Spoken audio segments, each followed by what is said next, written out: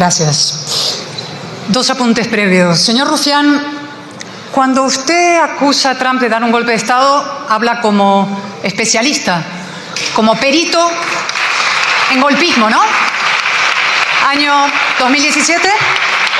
Y una cosa más, antes de cuestionar la dignidad de María Corina Machado, mírese largamente al espejo y lávese la boca. Pachi.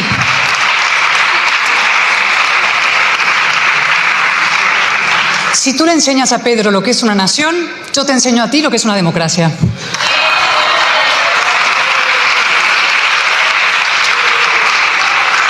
Y ahora sí, señor Álvarez habla de tomar el pelo. ¿Sabe lo que es tomar el pelo a los venezolanos? No llamar dictador a Maduro, blanquear a la dictadura, criticar la operación de Trump, pero arrogarse él los resultados, intentar que la transición no prospere y de él sí se quede, y sobre todo participar, sí, la embajada de España en Caracas en una maniobra sórdida para sabotear al mandato popular y democrático. Se lo repito por si no lo ha entendido bien. Trump extrajo de Venezuela al usurpador de la presidencia, ustedes extrajeron al presidente legítimo. Y le establecieron condiciones para venir aquí, pero ¿sabe lo que pasó?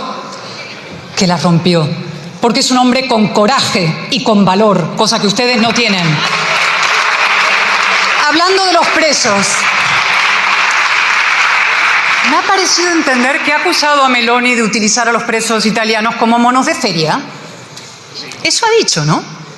Cuando dice que recibirles con cámaras y a pie de pista se les utilizaría como monos de feria. ¿Se ha dado cuenta lo que ha dicho? Reflexione bien. Zapatero. ¿Quieren saber lo que opinan los venezolanos referentes de las fuerzas democráticas de Rodríguez Zapatero? Antonio Ledesma lo llamó titiritero de Maduro, una sombra muy oscura. Leopoldo López, al que ha citado usted aquí, lo llamó vocero de la dictadura. Lorenz Salé, preso político, torturado, operador político de la tiranía. Sergio Contreras, también torturado, lo llamó el mayor enemigo de la libertad en Venezuela y contó sus prácticas. Julio Borges, que estuvo en aquel primer proceso dominicana de negociación, dice, ha sido siempre un representante de los intereses de Maduro. A mí me amenazó, me dijo, tú no has conocido mi peor lado, vas a ir preso, vamos a ir con tu familia. ¿Sigo? Sí, sigo.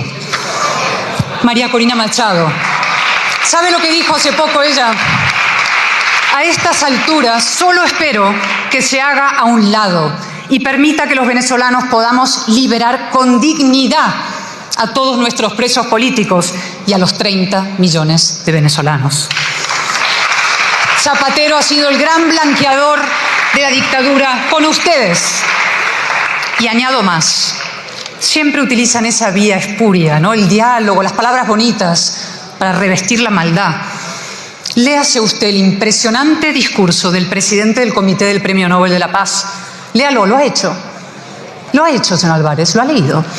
El párrafo donde dice, en los sistemas autoritarios, el diálogo puede conducir a mejoras, pero también puede ser una trampa.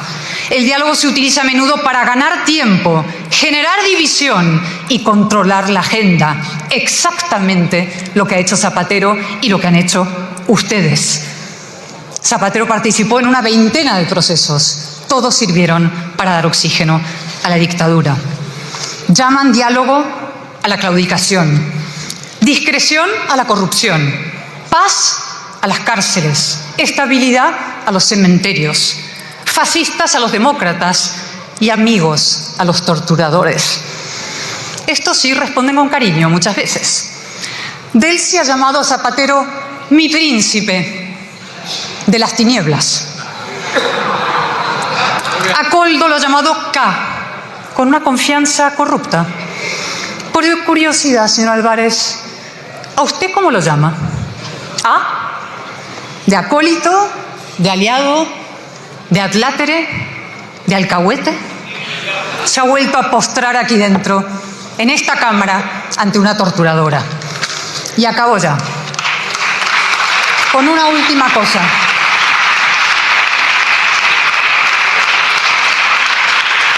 Un dato A veces hay un dato que lo resume absolutamente todo, ¿no? Que a mí me impresionó, debo decir, profundamente. Pedro Sánchez no fue capaz de felicitar a María Corina Machado por el Premio Nobel de la Paz. Y mire que era fácil, un simple tuit. Los periodistas en una entrevista le preguntaron, ¿por qué no ha felicitado a la Premio Nobel? Y él dijo, no, yo es que nunca felicito a los Nobeles. 5 segundos en su timeline bastaron para desmentirlo. Había un reguero de felicitaciones. La pregunta es, ¿por qué? ¿Por qué prefirió quedar como un mentiroso compulsivo, que lo es, antes que irritar a la cúpula criminal chavista? ¿Tan cogido lo tienen? A ver si hablan el Pollo Carvajal y José Luis Ábalos y todos los demás y Maduro y nos lo cuentan. Y acabo con una cosa. Mire, nosotros también, señor Álvarez, queremos a Maduro de vuelta en Venezuela. Lo queremos con Delcy Rodríguez, con Jorge Rodríguez y con Diosdado Cabello, los 4 en el helicoide.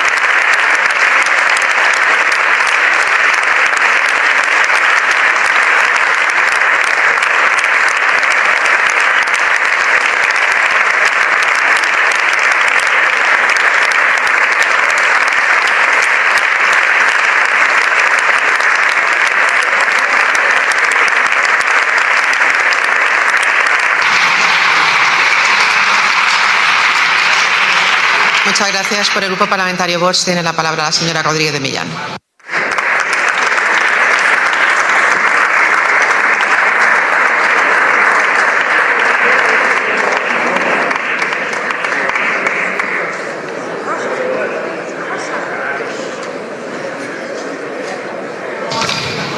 Muchas gracias.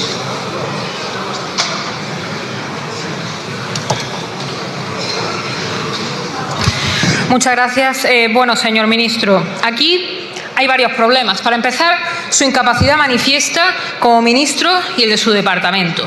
Usted no ha respondido absolutamente a nada de lo que yo le he dicho y no ha aclarado absolutamente nada sobre esta internacional izquierdista a cuyas reuniones asisten Zapatero, Daniel Ortega o Maduro. Estos señores que son demócratas o dictadores. Usted puede aprovechar ahora su turno para explicárnoslo. Este grupo de Puebla que se solidariza con Sánchez, con el presidente. Y, bueno, ¿qué podemos esperar además de un ministro de Exteriores que, entre otras cosas, por recordar, en el año 2022, por ejemplo, en enero, vino usted a hablarnos de Ucrania sin entender absolutamente nada, negando lo evidente, diciendo que era la hora de la diplomacia, cuando resulta que en realidad era y es lamentablemente la hora de la guerra y ustedes no entendieron absolutamente nada. O cuando en otoño de 2023 usted ya anunció que iba a proponer a la Unión Europea la retirada de las sanciones a Venezuela en previsión del resultado electoral siguiente, ignorando o no las condiciones en las que se iban a desarrollar aquellos comicios, replicando, me imagino, la vista del lince que usted tuvo entonces con Ucrania. Pero el caso es que usted pidió ya entonces el levantamiento de las sanciones por parte de la Unión Europea a Venezuela, sabiendo que en Venezuela permanecía el régimen de Maduro. Y ya el colmo de los colmos ha sido ver al Gobierno de España ofreciendo literalmente sus buenos oficios para mediar entre Estados Unidos y Venezuela, como si España pintara algo. ¿Y sabe por qué España no pinta absolutamente nada? Porque todas las decisiones en política exterior se toman en clave interna, se toman pensando en cortejar al votante de extrema izquierda porque ustedes están desangrando, aunque eso lo sabrá usted mejor que yo, que son quienes manejan las encuestas. En cuanto a Venezuela, ustedes van a tener que dar explicaciones antes o después, aunque usted no haya querido hacerlo aquí, sobre cuestiones muy concretas. Por ejemplo, ¿por qué un expresidente del gobierno se reúne a escondidas en una zona restringida de patrimonio con un empresario de Plus Ultra 72 horas antes de que éste sea detenido? ¿Es cierto que Zapatero presionó para que se ejecutara el rescate de Plus Ultra? ¿Cuál ha sido el destino final de todo ese dinero? ¿O por qué el expresidente Zapatero miente sobre el número de viajes a Venezuela habiendo utilizado supuestamente medios de transporte de una petrolera estatal venezolana para evitar dejar ningún rastro? Todo esto antes o después se acabará sabiendo y se descubrirá que su resistencia durante años a denunciar la violación sistemática de derechos humanos en Venezuela no tiene que ver únicamente con una cuestión de afinidad política. Y la segunda evidencia es que en un momento tan decisivo como en el que estamos viviendo de reordenación mundial, es evidente que España es absolutamente irrelevante. Usted ha venido aquí a reivindicar la vuelta al multilateralismo como esencia del derecho internacional, obviando usted como diplomático que el derecho internacional tiene su origen en los tratados, en el bilateralismo, con lo cual la solución a todo esto no es profundizar en la amalgama de burocracia europea que viene lastrando a las naciones europeas, ni tampoco en convertirlas en sucursales de Bruselas sin soberanía, que es lo que está sucediendo. Tampoco la solución es un ejército europeo, como usted ha dicho aquí o ha dicho en alguna ocasión, es decir, de manera que España no llega al compromiso del 5% en defensa, pero quieren crear un ejército europeo. Ustedes no se cansan de hacer el ridículo. Y en ese contexto internacional el Partido Popular también está un poco perdido, porque ahora aplauden la acción de la administración Trump cuando se han dedicado a hacerle oposición con su candidata Kamala. O cuando aquí hay miembros del Partido Popular que han dicho que Sánchez es a España lo que Trump era a Estados Unidos. De manera que ustedes ahora fingen estar de un lado del que nunca han estado. Y además, ofreciéndole pactos como el que ofrecieron de investidura después de las elecciones del 23J a Sánchez, cuando se sabía en ese momento, y como es evidente en la actualidad, que eran aliados del régimen de Maduro. De manera que, ¿quién asume las consecuencias de esta inestabilidad internacional? Los contratos de los españoles, la inversión de nuestras empresas y nuestros sectores productivos cada vez más vulnerables. Ustedes, sin ir más lejos, acaban de apoyar un acuerdo de Mercosur que va a darle la puntilla final a nuestro campo. Pero esto no es más. Y usted, sin ir más lejos, no es más que la viva imagen de la política exterior de su gobierno. Porque, ¿por qué es usted nombrado ministro? Pues porque Marruecos impuso la destitución de González Laya después de que se trajeran a escondidas al líder del Frente Polisario. Usted es el ministro de la rendición y el sometimiento a los intereses de los enemigos de España. Y mientras tanto,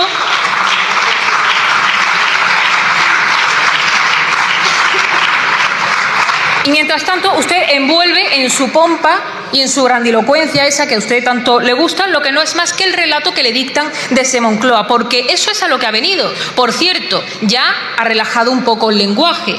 Ya no condena con tanta vehemencia la acción de Estados Unidos en Venezuela. Usted en su primera intervención se ha cuidado mucho y ha dicho literalmente la nueva situación en Venezuela, en la que ustedes desde luego no han tenido absolutamente nada que ver, porque les reitero que esas liberaciones de esos presos políticos han sido una consecuencia de la caída de Maduro, no porque ustedes hayan movido desde luego ningún dedo en favor de todos ellos. De manera que aquí estamos ante la diplomacia falsaria de usted, que no deja tampoco de ser un reflejo de su gestión al frente del ministerio, y ahí están los nombramientos a dedo, y ahí está cómo se está tratando al personal de la carrera diplomática, básicamente a patadas. De manera que, señor ministro, ustedes nos han colocado en una situación de absoluta irrelevancia y nos han puesto a los españoles en una posición internacional muy peligrosa, porque su política exterior únicamente la han ejecutado pensando en lisonjear y atraer a ese votante de extrema izquierda, porque ustedes se están desangrando electoralmente. Así que esta es la consecuencia de confundir consignas con principios y estrategia con titulares. Por eso la única forma de que España recupere su soberanía y su lugar en el mundo será con ustedes fuera del gobierno.